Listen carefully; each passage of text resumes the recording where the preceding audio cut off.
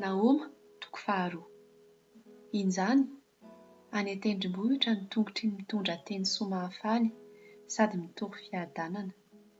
Tandremo ny andro firavoravonao ry Joda, efa ao ny voadinao. Fa tsy andeha hamaky eo aminao intsony ilay tena ratsy fanahy. Indray, ripaka izy rehetra. Misy mpanorotoro miakatra melanao, ambeny ny manda, tazano ny lalana, atanjao ny valahanao, etseho mafy ny herinao. F'Andriamanitra efa mampody ny voninahitry Jakoba, toy ny ampodiany ny voninahitry Israely. Fa ny mpandromba efa nandromba azy, ary nanimba ny sampaboalo ambony. Nomenaina ny hampinga ny lehilahy maheriny, mitafy jaky ny miaramilany, ny kalesiny dia misy vy mahery, mamirapiratra toy ny afo, amin'ny andro fiomanany, ary antsodiana ny lefina.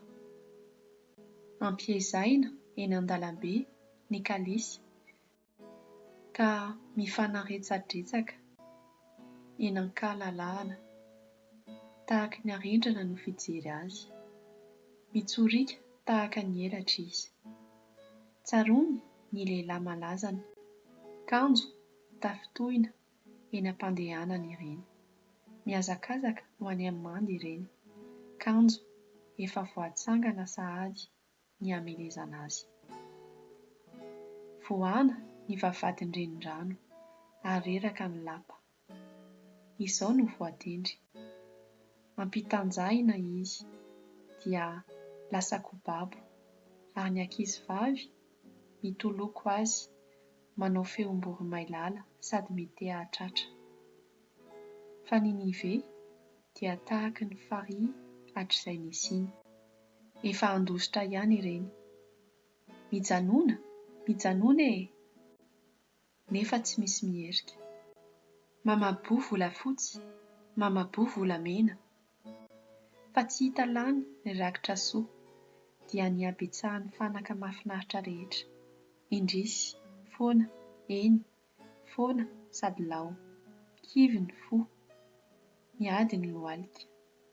Manaitena ny valahan'ny rehetra, mivaloarika ny tarehiny rehetra. Aiza lehilahy avy ny liona sy ny firemben'ny liona tanora? Ilay nandehanan'ny liona sy ny liona-mbavy mba mizanan-diona, ka tsy nisy nanaitaitra azy.